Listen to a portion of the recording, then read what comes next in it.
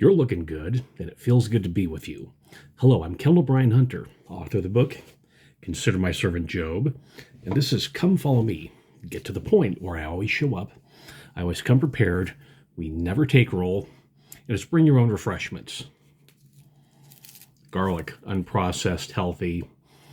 Thank you, Gilroy, California.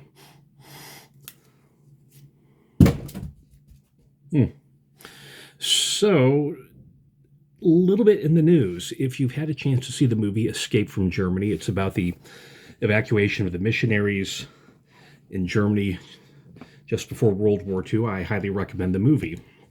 I actually met one of the missionaries that was evacuated. His name was Ellis Rasmussen. He's a religion professor at BYU.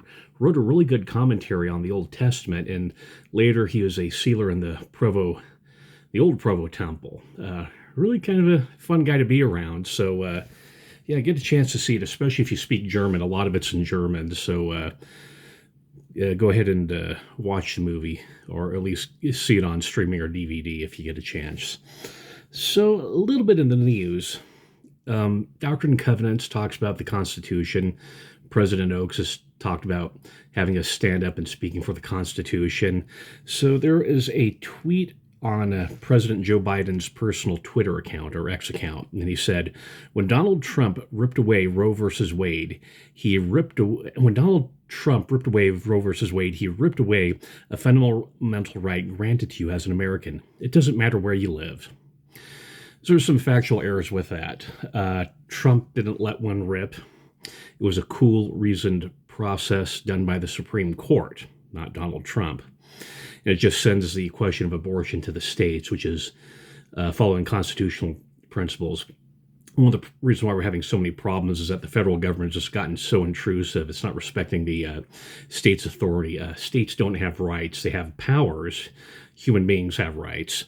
And what happened is this got this question back to the local level instead of the federal level, so it's closer to you. So another question. The Supreme Court is back in 2023, the Supreme Court knocked down President Biden's debt cancellation program. But he's continuing to go ahead with it and find other ways to do it in defiance of the Supreme Court. So, two fundamental misunderstandings about the nature of the Supreme Court and the role of the president versus the Supreme Court. Just to think about who exactly is the fascist here, ignoring the Supreme Court. There's a news story about a Generation Z woman are leaving Christianity. This is broader Christianity, Catholic and Protestant, not just members of our church. So I put a link to it in the notes, and it reminds us of President Nelson's statement about the moral force of woman. This is something that's very problematic, and we, as members, need to look at what we're doing. Members of the church tend to have a higher activity rate. In fact, the highest activity rate of all the faiths in the United States. But it's something that can seep into the church. Cultural assimilation.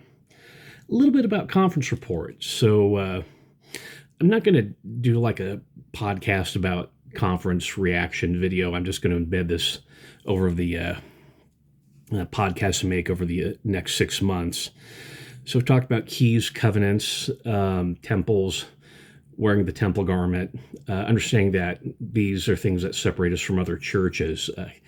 Can you have a church that claims to hold keys, but yet believe that all churches are God's church? Well, no, it's an incompatible statement. So for some reason we're dancing around this phrase, one true church, but we're having these other statements that are just logically incompatible with it. So yeah, I'm just kind of curious as to why that's an issue now with some people. Elder Kearon, the newest apostle, although he's a baby boomer, he joined the church in the late 1980s, so he's a functional Gen X. So he's really the first Generation X apostle we've had, along with a lot of the 70s are now Gen X now. So that's interesting to see the change, this long-term result of people who grew up with Ezra Taft Benson as president of the church, as opposed to Russell Nelson focusing on Spencer W. Kimball. So we're going to see these, an emphasis on the Book of Mormon maybe. But Elder Kearon has an accent. For the book of Ezekiel, chapter 33, it says this: And it's Ezekiel is talking about some people who show up to listen to a prophet, and he says, comments on them, and lo, thou art unto them as a very lovely song of one that hath a pleasant voice, and can play well on an instrument. For they hear thy words, but they do them not. And getting caught up with Elder Kearon's accent, being entertained by it, and that's the problem, as Ezekiel warns. Ezekiel chapter 33, verses 31 and 32. So on to the lesson. Today's theme is progressing in prayer. And think about Elder Holland's talk on prayer, Elder Bednar's talk about sacred time and sacred space and temples, chapels, and Sabbath. It's something he actually, Elder Bednar's talk, it's repeating some things he said back in, I think it was 2017, about 7 years ago. So go review the talk. We have an apostle repeating himself. So this is ending out the small plates of Mormon, and we start it with Enos, and of course that's a famous lesson on prayer, but it's also a lesson on the incremental process of revelation. So first of all, there's some anachronism here. Enos grew up where there is really good home-centered church. His father raised him in the nurture and the admonition of the Lord, nurture and admonition of the Lord. That's from expression from the book of Ephesians that Paul uses. And the idea is that at home, you're creating an environment of faith. Flowers bloom where they will, but the gardener creates the environment. And that's what happened with Enos, is that his father created an environment and he was able to, on his own, experience things, as opposed to Alma the Young, where he had a good environment, but things went the other way. So Enos was out hunting. So he's probably in his teens or a little bit older. We don't know exactly the age of it. And it says that he's pondering on the words of his father, or he was thinking celestially. And this is kind of interesting, is that, we talk about being in an environment where that's conducive to the spirit, and that's really important. But sometimes you just get revelations in the middle of doing other things. For example, Joseph Smith, his journal says, 7th of November, 1835, Saturday. Spent the day at home attending to my domestic concerns. The word of the Lord came to me, saying, Behold, I'm well pleased with my servant Isaac Morley and my servant Edward Partridge, because of the integrity of their hearts and laboring in my vineyard for the salvation of the souls of men. Verily I say unto you, their sins are forgiven them. Therefore say unto them in my name, that is my will, that they should tarry for a little season and attend the school, and also the solemn assembly for a wise purpose, which is even in me. Even so, amen. So Joseph Smith is out just doing Saturday chores, and in the middle of the Saturday chores, he gets this revelation. Always keep a notebook handy. Keep some paper handy, your phone handy, so you can take notes on your phone. There's plenty of note-keeping apps out there. These are the type of notebooks I use for doing church stuff. Every year they have back-to-school sales, so plenty of times where you can get these notebooks and pens, so you don't lose these revelations when they're given to you. Because if you horse around with a revelation, God gives you a revelation, you horse around with it, God's not going to trust you with more revelation. Thomas S. Monson, October 1980, talked about having a, look at that table's a little shaking, have a sacred grove of your own for church leaders, and that's what happened with Enos. He had a sacred grove of his own. Now it's interesting. This is, as you read Nephi's or Enos's prayer, it's an iterative and interactive process. He starts praying for the Nephi, or praying for himself. Then he prays for the Nephites, his people. Then he prays for the Lamanites, his enemies. When's the last time you prayed for an enemy? To love them, not to smite them, but to love them, that they would come to the knowledge of the truth. You ever pray for the soul of that schoolyard bully? Are you still resenting them? Have you forgiven the bullies you had in middle school? There's something to think about that, but that's Enos's process. Now, like in 2 Nephi 31, we have this interesting experience where Nephi hears the voice of the Lord, and he says it's in his mind, so it's not an audible voice, it's a revelatory experience in his head. But in verses 5, 8, 10, and 12, we see, or we read about the Lord responding to him. And you need to treat this like a red letter Bible. So the text is black, then verses 5, 8, 10, and 12 would be in red or highlighted. This is God talking to Enos in response, where he's getting revelation. And fortunately, he recorded it, and it ended up in the small plates in the Book of Mormon. This is how revelation should work. It's an iterative process, it's step by step. Elder Richard G. Scott talked about it at the October 2009 General Conference, the April 2012 Conference. And these are both taken from a BYU Education Week talk he gave in August 17th, 1993. So go to the BYU speeches, Elder Scott, Richard G. Scott, August 17th, 1993, and he talks about this process where he's in a class, he started getting impressions, so he started writing them down, and he felt he was getting so much information that he left the class and he had some paper or some note-taking implement handy, and he was writing stuff down. And when he got the revelation, he recorded, he asked, okay, am I recording this correctly? Okay. Then he'd ask, is there more? And there was more. The same process. Did I write this down correctly? And is there more? Yes, there is. Boom, boom, boom, boom. And he mentioned that he hit the point where he got a supernal witness, and then God said there's no more at this time. And there's some sections of the Doctrine and Covenants they end that way. It says, no more at this time. Okay, this is your revelation, so let's stop right here. So that's the key thing is you just when you get in the spirit, just start asking, is there more? Are you recording it properly? Keep asking for clarification when you get these spiritual experiences, and make sure you don't lose it. Make sure that you're, if it's on a print, that you don't lose a notebook, or you have a backup on your phone or on your computer. So that is Enos's experience, and that's a pattern for us. And we really need to do prayers and personal revelation a lot differently than how we're doing them.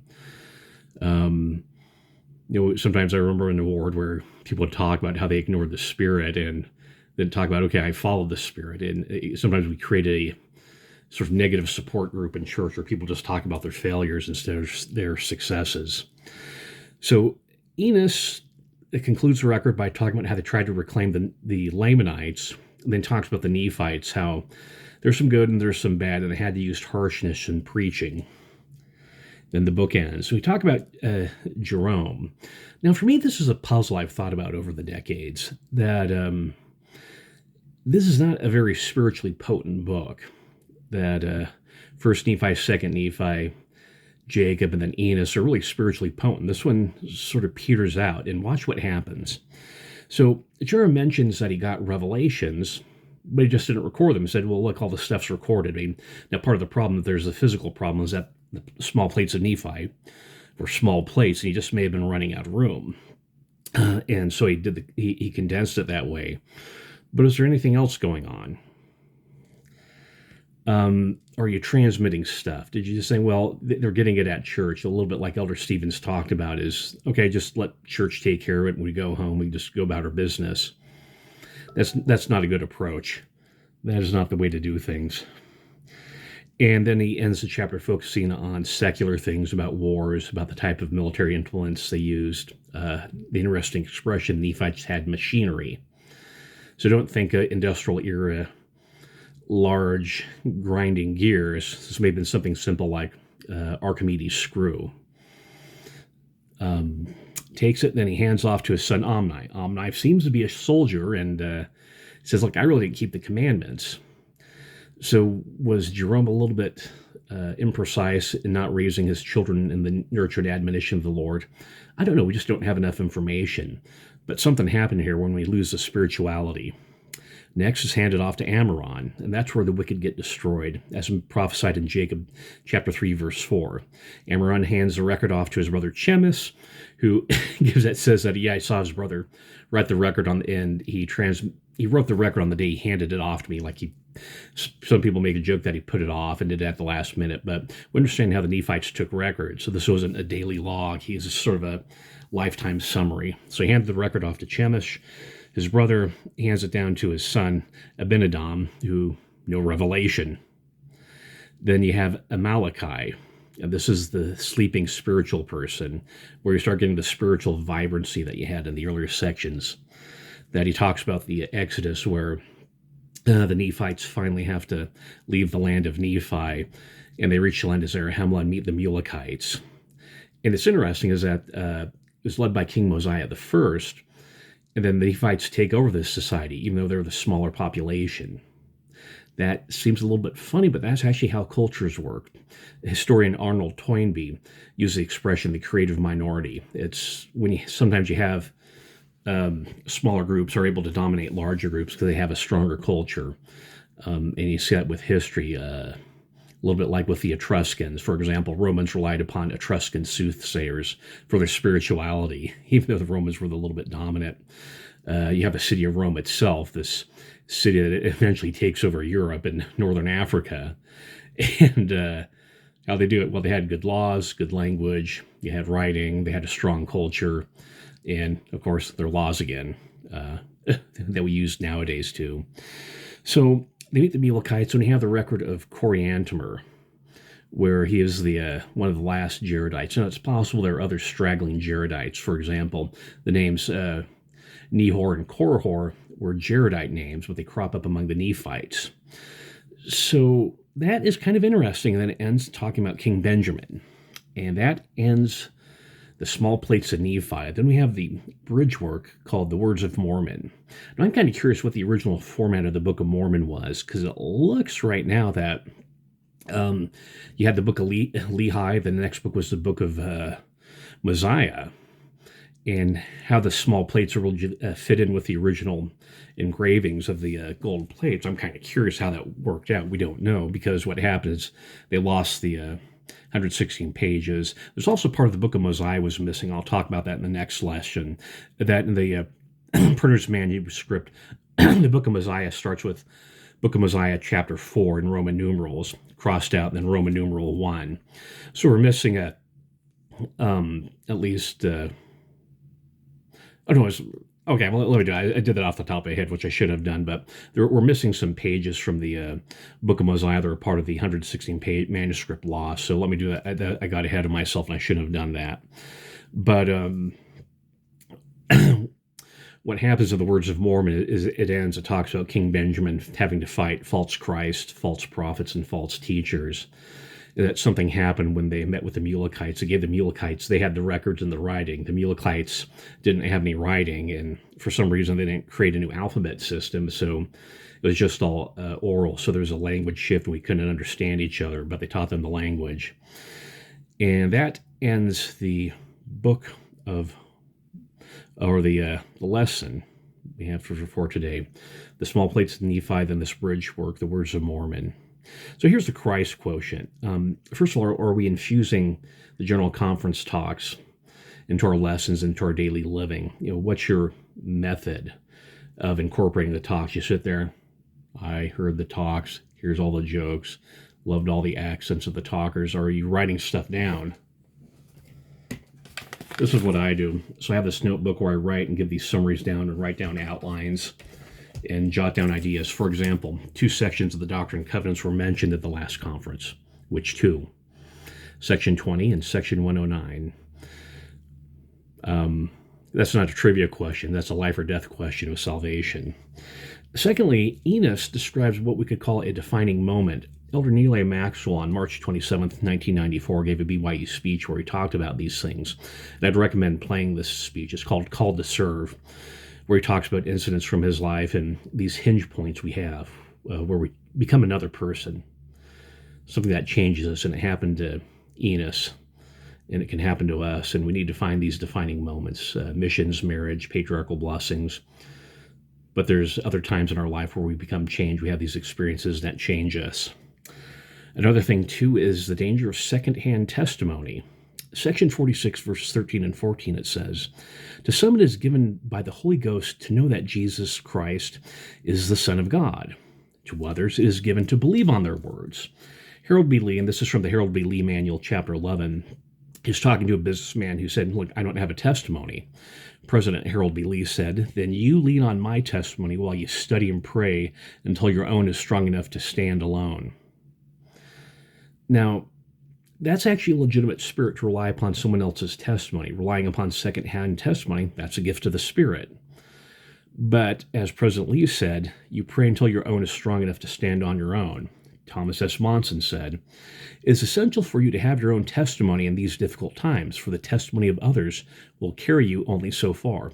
President Monson, April 2017. David A. Bednar, April 2019. If all you or I know about Jesus Christ and his restored gospel is what other people teach or tell us, then the foundation of our testimony of him and his glorious latter-day work is built upon sand. We cannot rely exclusively upon the borrowed gospel light and knowledge from other people, even those whom we love and trust. Howard W. Hunter, from the Howard W. Hunter Manual, Chapter 21. One knows because he has experience. He does not have to say, Brother Jones says it is true, and I believe him. He can say, I've lived this principle in my own life. I know through personal experience that it works. I've felt its influence, tested its practical usefulness. I know that it is good. I can testify of my knowledge that it is a true principle. Howard W. Hunter Manual, Chapter 21. Are you getting the point? I mean, when you're young, of course, you're going to rely upon other people's testimonies. And like I said, that's a legitimate gift of the Spirit. But you need to grow up, put away childish things. And are you following Enos's pattern for progressive revelation, this interactive and iterative process? Are we listening? Are we reading? Are we writing down what we're getting? Are we asking, is there more? Are we double checking to make sure we understand the revelation we get? You get the revelation. Am I understanding this? Is there more? And are we following up? And of these whole things, getting your own testimony, infusing conference into your life, making sure that you're not relying on secondhand experiences, but getting your own defined moments. All these are steps in leading us to Christ. And Christ, that's the point.